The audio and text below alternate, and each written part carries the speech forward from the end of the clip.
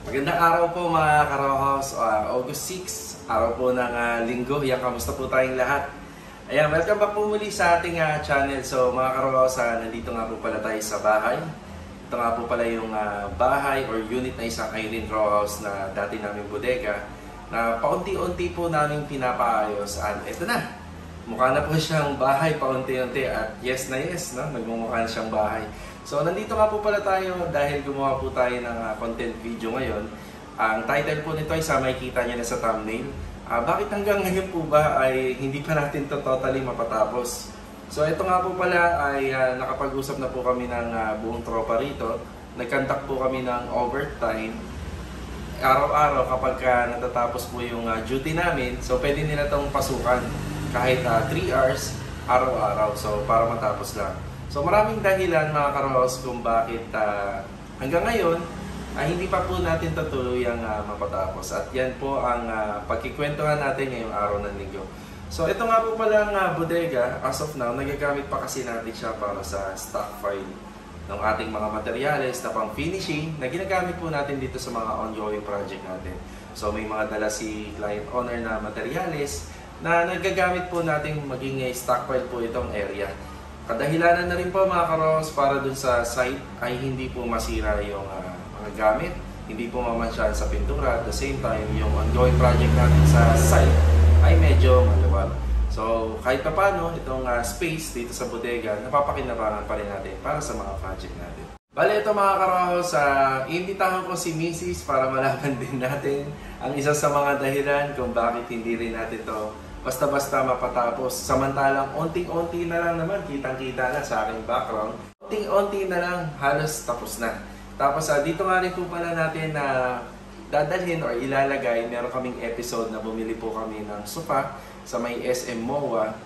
Para po dito yon. So naka-designate siya para dito sa loob ng unit. So makikita niyo yung wide space ng isang 22 square meter. Which is ito yung kinakaupuan ko, 22 square meter po to. Hindi na po namin siya lalagyan ng kwarto, as is na ganito lang po siya.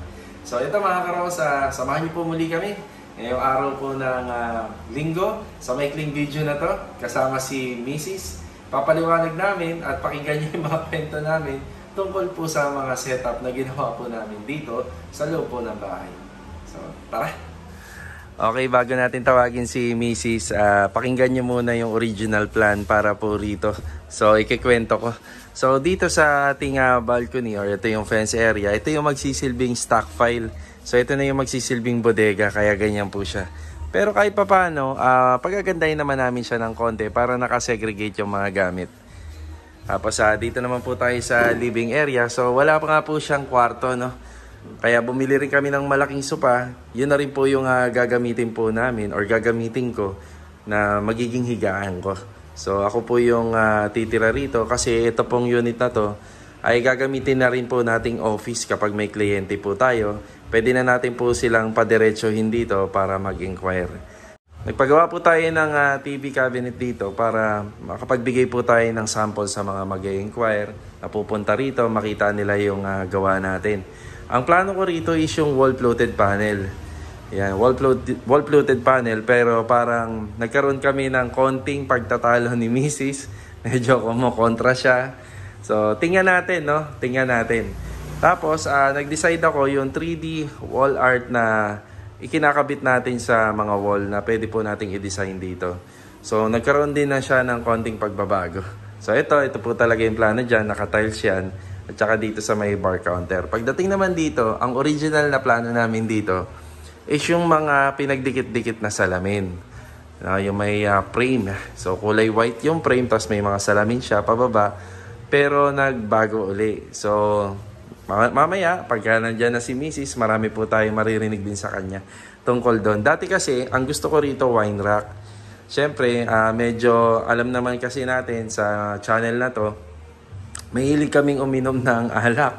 Kaya bala ko sana dyan wine rack. Pero syempre mas gusto ni Mrs. na medyo minimalist lang yung dating at walang masyadong nakikitang gamit. So punta naman tayo rito sa toilet and bathroom. Dito nagkasundo kami. Tapos sa PVC panel po ito sa taas. So kung ano yung pinaka-original na setup na minsan na ginagawa namin sa renovation, yan nagkasundo po kami. Tapos itong wall na to, Yan, install lang naman po yan ng tiles. Yan, nagkasundo din po kami dyan. At saka itong pinagawa namin na aluminum kitchen cabinet na meron pong mga modern na pull-out basket. Yan, nagkasundo rin po kami dyan. Kaso nga lang, dun sa tiles, hindi ito talaga yung pinakagusto niya o yung hindi ito yung original na design dapat na mga naka-install kasi hindi na namin siya mahanap. Kumbaga ito, secondary option na lang po to na ito yung design ng tiles na mga ikinabit namin dito, which is bumagay naman, di ba?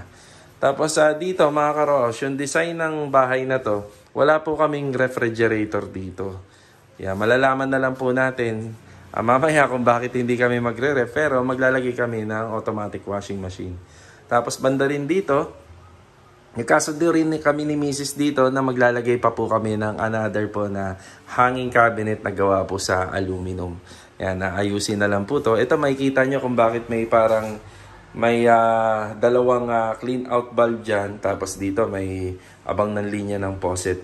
Tapos itong part na to dahil hindi nga siya refrigerator, meron po kaming ilalagay na shelves dyan. Is nandyan po yung mga ibang appliances na para malapit lang kukunin at pag ilalagay dito.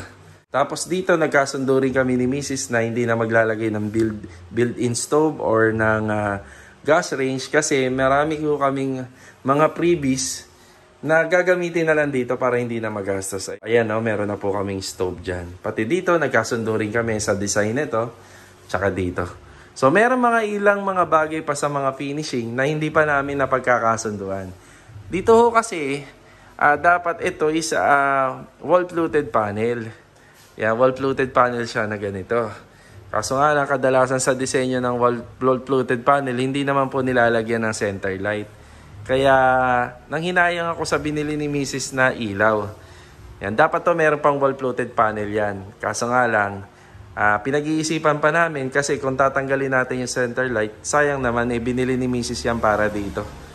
Tapos sa pintura na lang, para po sa mga finishing carpentry, kagaya nito sa bar counter, tsaka yung nilagay po natin dito, at saka dito, yan na lang ang hindi pa namin napagkakasunduan sa ngayon. Kaya hindi pa namin to natatapos. Pero isang bagay, sa pintura ng mga walls, ang napagkasunduan namin, yung stucco finish.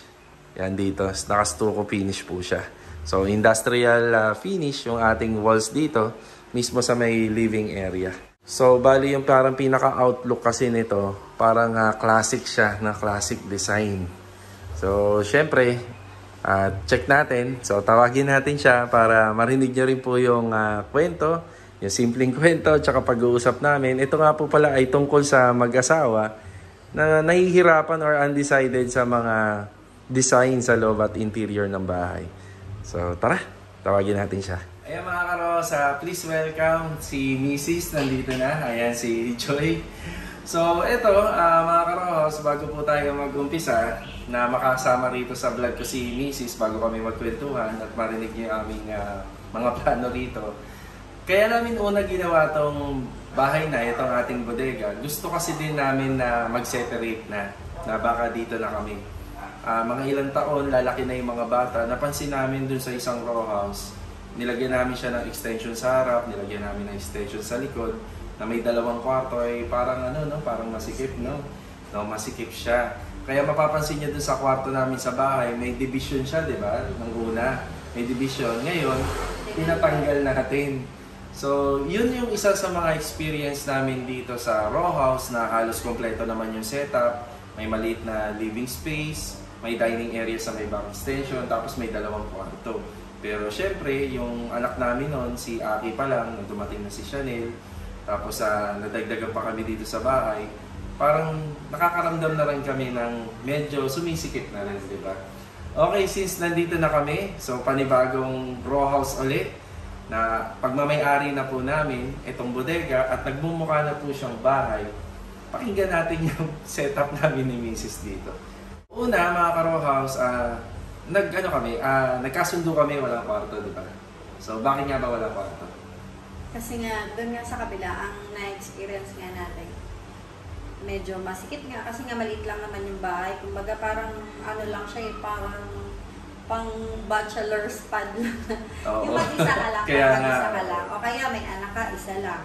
Yun okay sana yun. Pero ano pa rin ang hirap pa rin gumalaw kasi alam mo yung isang ikot mo, ito na agad yung CR, isang ikot mo na naman na naman yung kusina. Lalo na sa kusina, napakaliit. Napakaliit. Kasi yung kusina natin, isang ganyan lang, nandiyan na agad yung kainan. Diba? Pero kanya-kanya naman kasi talagang idea kasi marami din dahilan.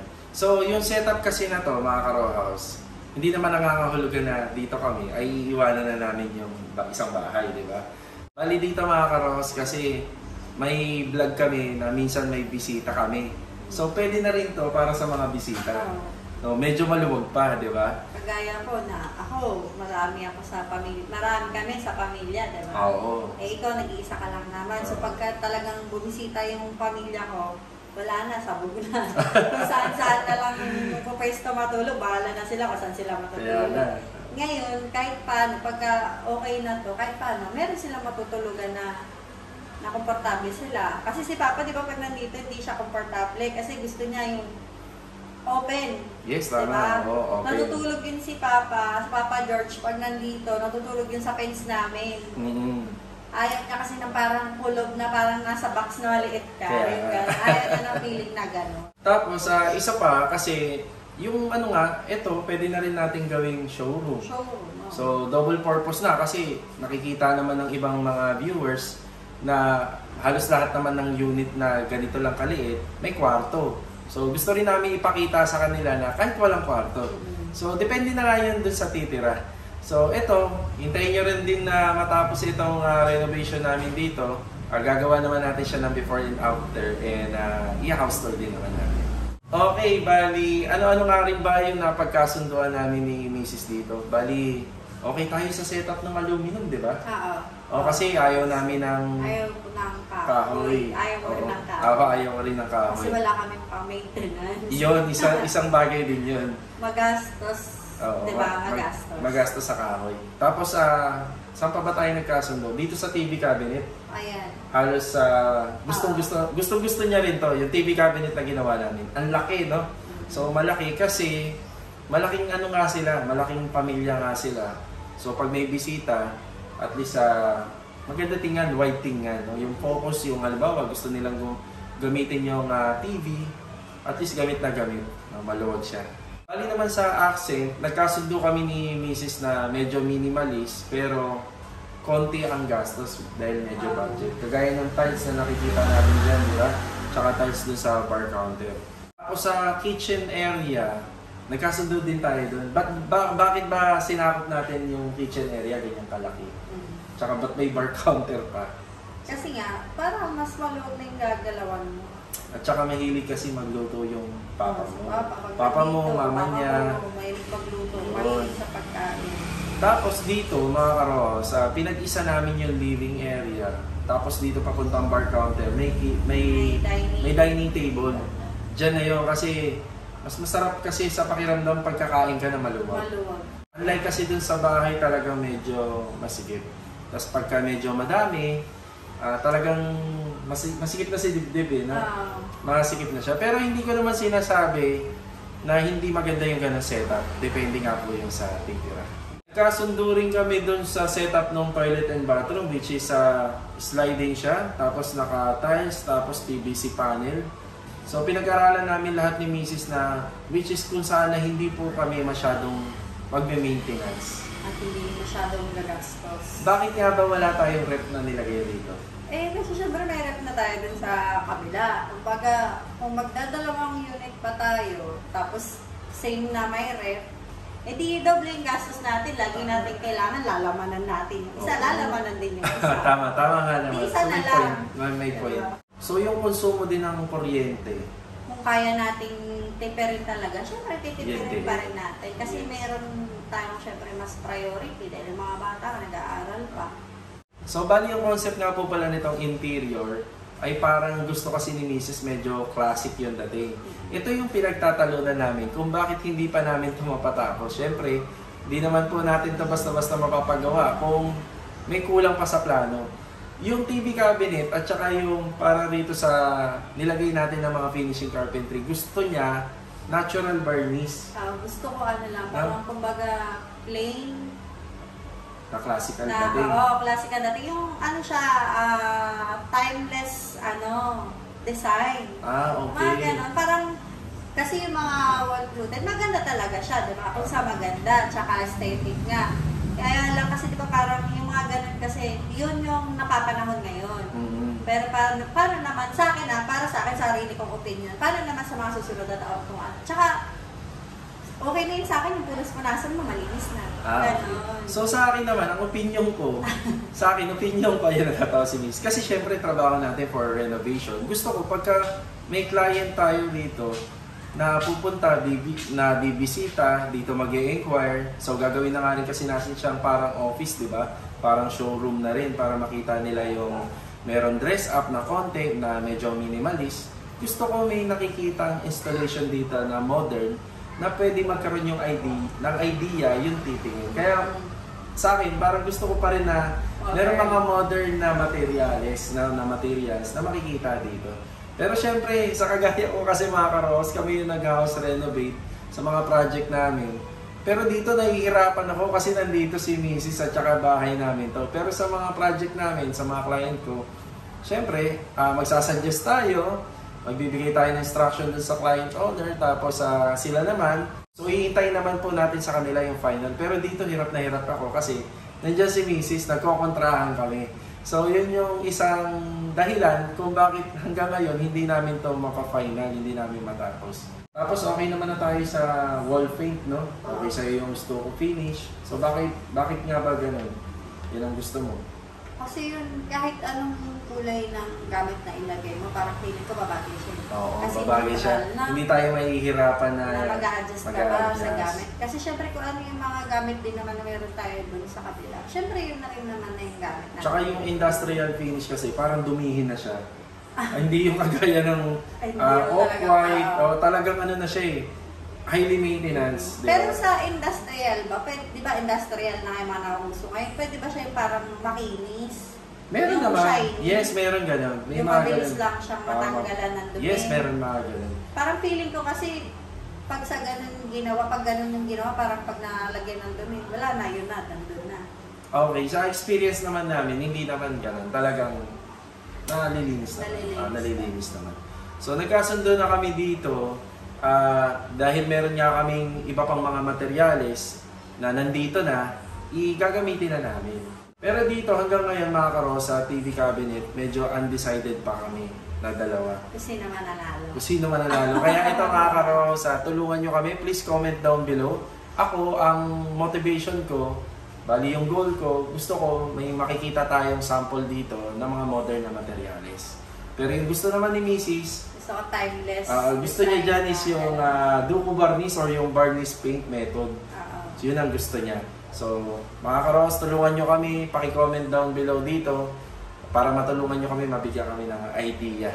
So paano, maraming salamat kay Mrs. sa pagsama niya sa akin ngayon sa vlog. Baka meron kang gusto sabihin sa kanila. Sa mga nagpapagawa ng ganito sa mag-asawa, no, kailangan talaga napaplano nyo. Pag biglaan, kasi ito kasi biglaan eh. Oo, biglaan kasi. Parang medyo na-pressure tayo kasi ang dami na natin, ang sikip na, medyo nakaka-stress na minsan pag galing ka sa trabaho. Pag uwi mo, syempre magugulo yung mga bata. Tama. Kung maghahanap ka rin talaga ng space mo na makakapag-muni-muni ka ng tahimik.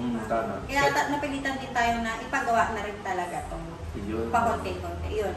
Kailangan talaga maplano nyo ng maayos. Kadalasan naman talaga kasi ang mag-asawa nag-kontrahan yan eh. Totoo naman talaga. Diba? Kung ano yung gusto ng lalaki, tas gusto ng babae. Hindi naman talaga. Kasi para sa akin naman, kasi syempre yung babae naman yung lagi na iiwan sa bahay eh. Kaya nga. Diba? Ako nga, ito eh, ayun na nga yung trabaho ko araw-araw, pero nahihirapan ako mag-decide dito. So, ayun mga karamos, maraming salamat po sa inyo sa pagsama muli ngayong araw. So, sana meron tayong konting natutunan, di man namin na pag-usapan ng lahat. Sana marami po tayong nakuhang idea. So, sa mga magpapagawa po ng bahay, kahit maliit lang po yan, huwag niyo pong panghinayangan. So, iplano niyo talaga ng maayos at mabuti. At huwag po kayong mahiyang gawin yung gusto niyo dahil bahay niyo po yan, di ba? Kayo ang matitira at kayo po yung masusunod. Bali mga karos, hanggang dito na lang po muna yung maiksing vlog natin ngayong araw po ng linggo. Ito nga po pala mga karos, marami pa rin po nagme-message sa akin kung magkano po yung total unit cost. Pag sinabing total unit cost, Kasama na po doon yung labor and materials. Dito sa isang project natin na 54 square meter, semi-rustic vintage design before and after. Yan, panoorin po ninyo sa mga nagtatanong. Kasi mas full details po ito. Bibigyan po kayo ng idea nito before and after hanggang sa natapos siya. So ayan mga karosa, nandito lang sa screen. Pakibalikan na lang, pakipanood. Huwag niyo pong kalimutan mag-iwan ng like. Tapos i-share nyo rin po sa inyong Facebook account para makabisita din po yung iba pang hindi pa nakakapanood. Bale, ito mga karosa, shoutout muna kay Ma'am Veronica Benitez. Yan, shoutout and happy birthday sa inyo. God bless and more birthdays to come pa. Tapos shoutout na rin kay Ma'am Sara Mercurio. At shoutout po sa kanyang asawa na magbe-birthday ngayong August. Yan, happy birthday sa inyo sir. More birthdays to come. God bless from Camellia, Santa Maria, Bulacan. Ayan, maraming salamat po pala mga karosa sa pagbisita uli. Salamat din kay Mrs. at sinamahan niya ako sa episode natin ngayong araw ng linggo. So paano? Kita-kita na lang sa susunod na video. God bless po sa ating lahat. Ingat po palagi. Paalam po muna.